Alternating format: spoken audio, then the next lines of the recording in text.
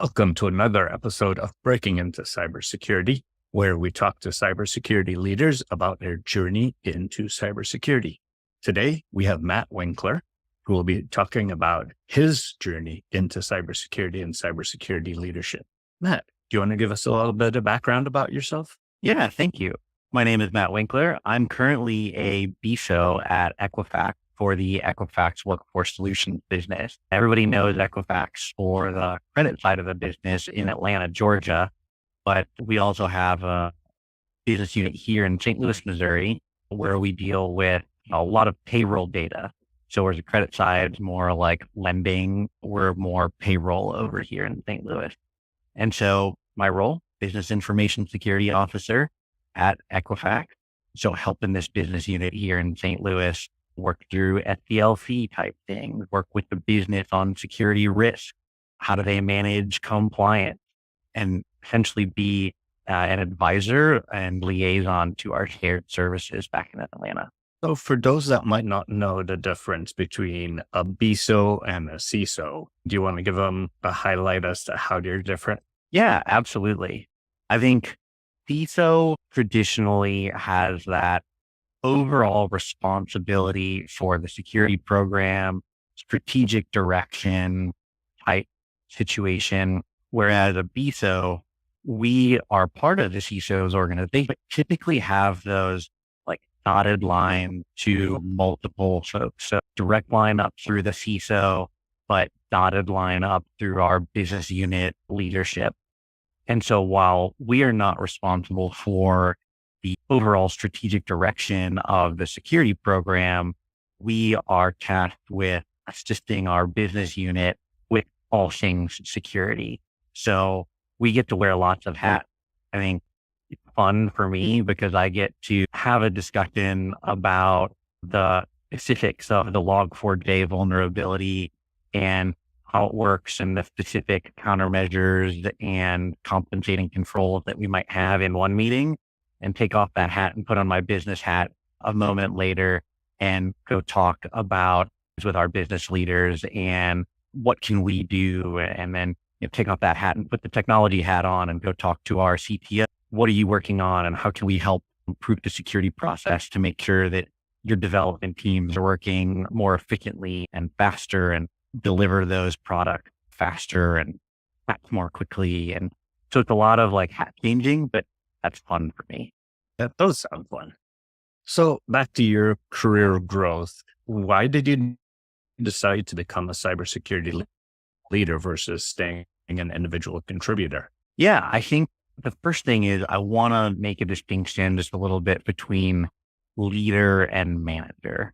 I think my message to everyone would be everyone and anyone can be a leader, regardless of their place in the org chart.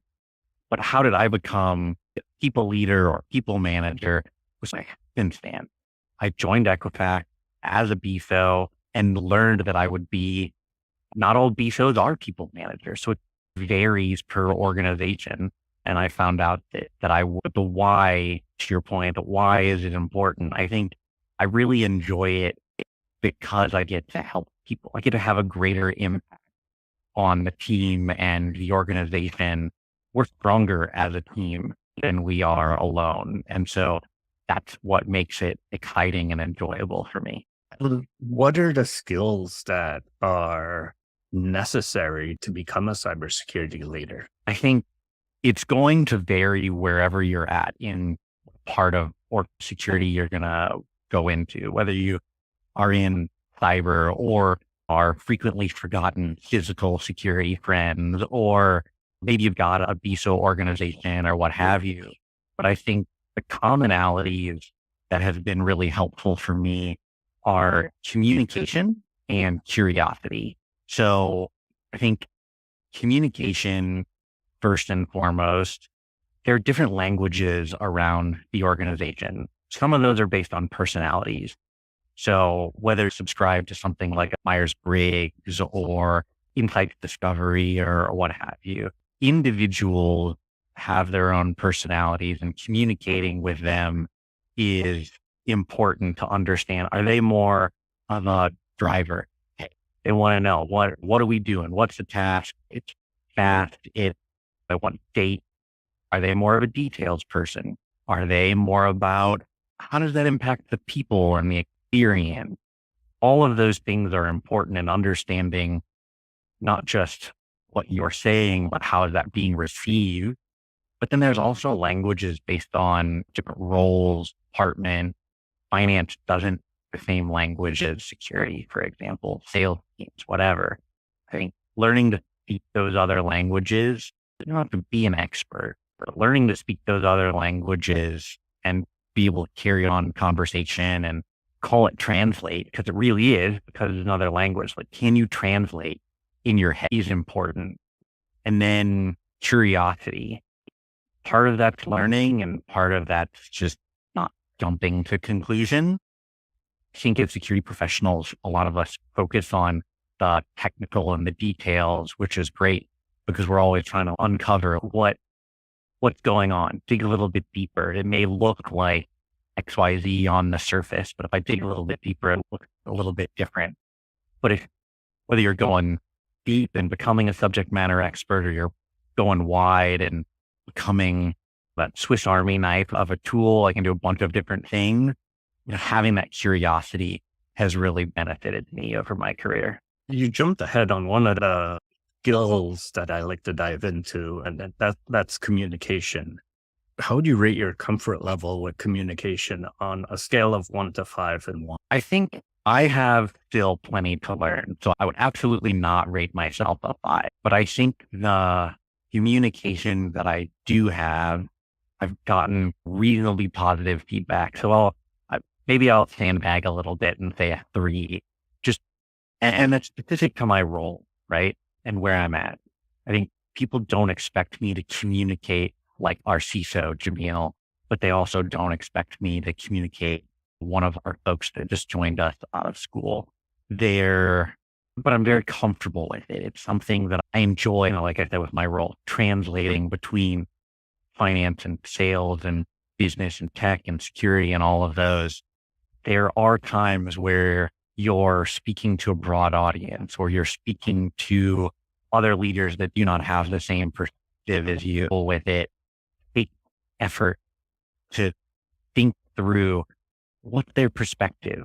What's their top priority right now? Does it match what I'm talking to them about? Because if it doesn't, probably falling on deaf ears. So it's taking the time to step a little silly, but I go back to that high school English and think about, you're writing a paper, like who is your audience? But it's those, like we talk about in security a lot, focus on the basics, right? If you can get set management right, then you can build from there. If you go back to that, like who is your audience and what do they care about when you're communicating, it's going to make your communication much more effective. The next one is delegation. How would you rate yourself on a scale of 1 to 5 with delegation and why? Similarly, I'm going to throw myself in there at a 3, harder than others. I'm become more comfortable asking for help.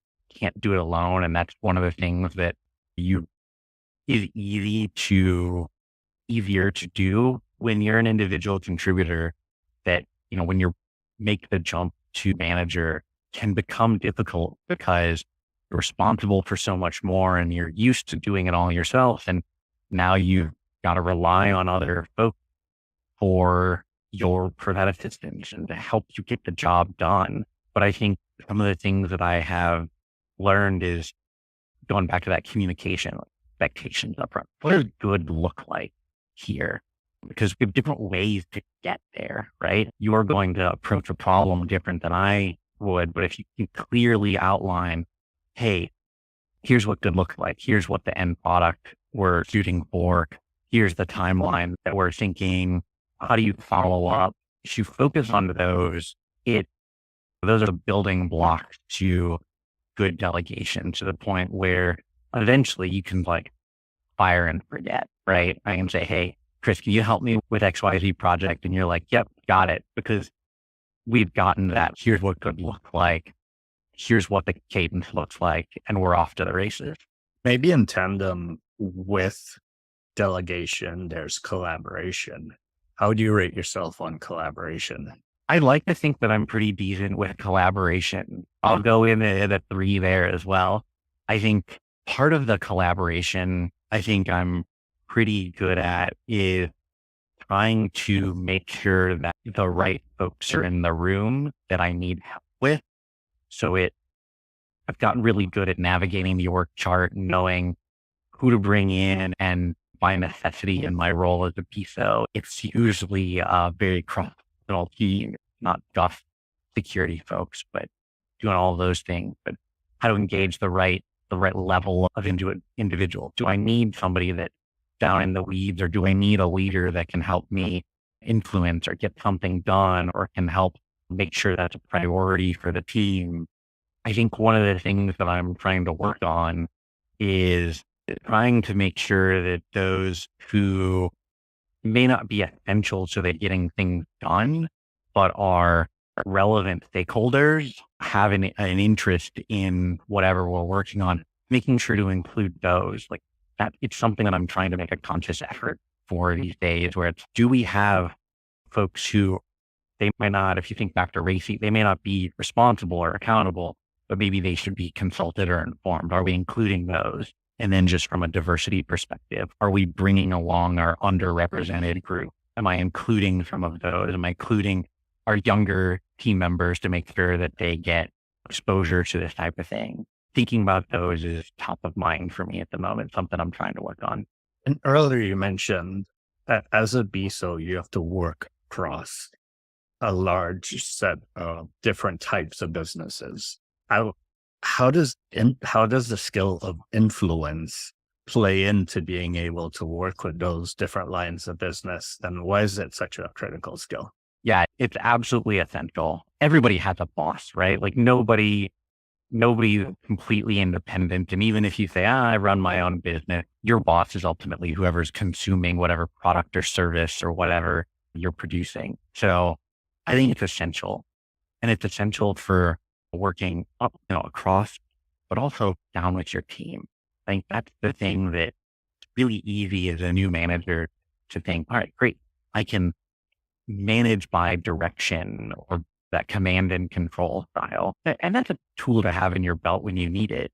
But if you don't get the buy-in from your team on your direction or the projects that you're working on or the way that you do things, you're going to end up just mismatched and false starts and button heads and getting frustrated, and you'll lose the confidence of your team. It's absolutely essential.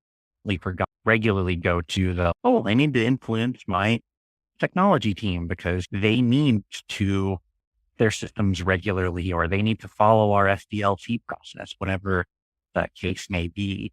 And those things are essential too, but can't manage through direction or that command and control. I have to figure out how can I influence you directly and sell you on it, which goes back to that communication. Or is it that I need to influence through sort of saying, hey, here's the repercussions of that. It's to swing a big hammer sometimes in these organizations because we're the arbiter of, can you deploy that code? Or whatever the thing is, do you have access to that thing? We frequently are a check and a balance. So it's important to make sure that you're thinking about, what sort of capabilities do you have when it comes down to it, about saying, we really need to do this, or you're going to be out of compliance and we're going to put you in a cane freeze or whatever the thing is. But then use that power for good. Don't use it for evil. Use that power for good and say to yourself, when the business needs you, when technology's trying to make a goal and deliver a new feature or product, and they're just like, man, I need your help. We need to get this out. We're under a crunch. Like, how do you use that force for good and try to figure out, help them, because the rising tide of the organization will lift all the boats. Another thing, working with multiple lines of business and even working over a geographically dispersed area is networking. And it's even necessary just to survive in this industry. How would you describe networking as a skill, and why is it so important? I think it's interesting. A lot of different thoughts and definitions out there. I think for me, connecting with individuals I think you hit the nail on the head, like internally and externally. It's like a lot of folks think of networking as like, who are the peers in my industry and or who are my customers? And can I network with them and work that way. I certainly think about that, whether it's trying to learn from others, whether it's I'm trying to connect for my own career growth or try to help the nonprofit that I'm a part of as I think about trying to secure some donations there or what have you. But you bring up a great point in that internal side of things. Let's go back to learning and being able to navigate that org chart. Like networking is part of that. And we'll tie back into the influence piece as well. You figure out from like a systems perspective, like how is this organized? How does this structurally work? But then functionally, how does it work as well? This could be two things. Person A is highly aligned with person B. And so they have this alliance, and they collectively are going to have a certain amount of influence. How do you network with them? How do you work with them? How do you generate some goodwill with them so that when you need their system, you can ask for it? I think that's part of networking. It's not just, hey, I know you, but we have some sort of relationship. So I can say, hey, I need your help on this project. Or when you come to me, you can say, hey, man, I need some help pushing this through. We've got a deadline, whatever. I think generating that rapport is so essential. It's not just knowing who to talk to. That's important, but it's knowing how they work and generating that goodwill so that it's a relationship that you have because you're all driving towards the same goal. Any other skills and competencies that you would think are important for cybersecurity leaders? I think just in general, I would say I would encourage folks to think outside the technical realm. It's something that we are so focused on. I myself thought I was going to be very technical for my whole career. And only after getting some experience in other areas do I now have a perspective and a broader view of what might be, what could be, and I've gained all these other skills. I think even if you're going to say, hey, nope, I'm going to stick with cyber or I'm going to stick with architecture, whatever it is, I think outside of the thing that you do, it's been a huge benefit to me and has opened my eyes to the rest of the world, helped me communicate with those folks, helped me network with those folks, and has helped me honestly to get where I'm at today. Nice. Matt, thank you so much for taking the time for joining us on this episode of Breaking Into Cybersecurity Leadership. Really appreciate it. Thank you so much for having me.